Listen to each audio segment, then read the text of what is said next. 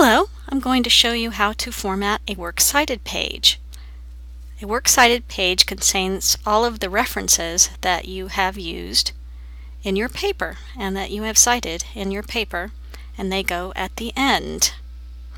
Now, I'd like to point out a few features here. One is in MLA it's called a works cited page because these are the works that you cited in your paper. It's 2 words. Make sure you put the S on the end of works. It's not work cited, it's works cited, more than one. Also, the entries are in alphabetical order by the first word, usually the author's last name. In this case, it's Aaron Brooks. Sometimes it is by the name of the article.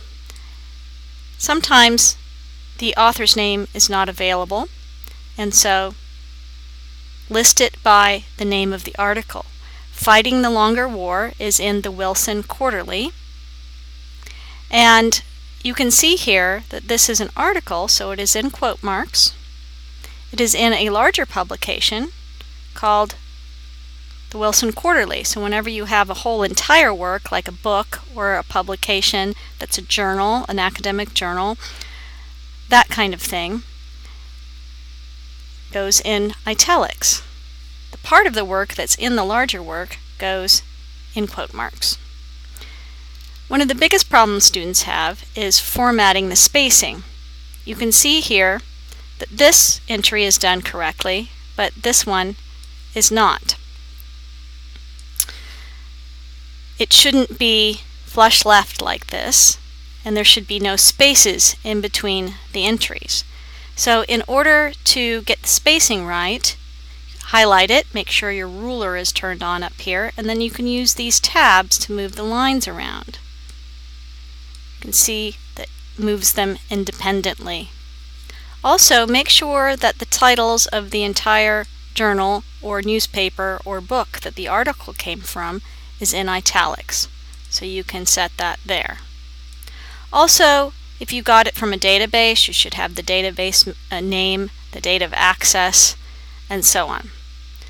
You will find all of these in your handbook or on the MLA website that will show you how to do the entries for all different kinds of works cited entries.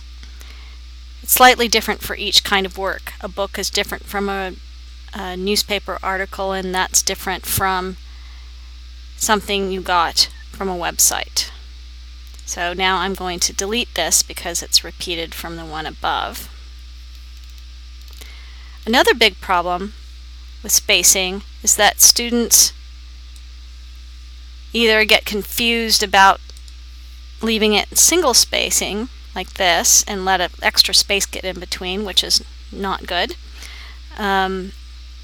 or they let it sit flush left like that, which it shouldn't be. So to fix this, it's the same way that you fix extra spacing. And again, I mentioned in the other video that an MLA document is double spaced from beginning to end. So again, you go under paragraph, make sure that the spacing before and after is set to 0. It can't be set to 6 or auto. It has to be 0, and the spacing needs to be set at double. So there we are. And we can fix the rest of these, make them double spaced, set the line spacing to double. When you do that, you might find you have extra spaces like this, so make sure that you use the delete key to fix those, but we still have a line in here that's not indented properly. So again, you can go up here to the top and move it. And this one needs to be moved as well. You will also use this skill when you're doing outlines. This one wouldn't move, so I'm using the space bar. So sometimes the space bar works and sometimes it doesn't. It depends on whether it's reading a line as the beginning of a paragraph or not.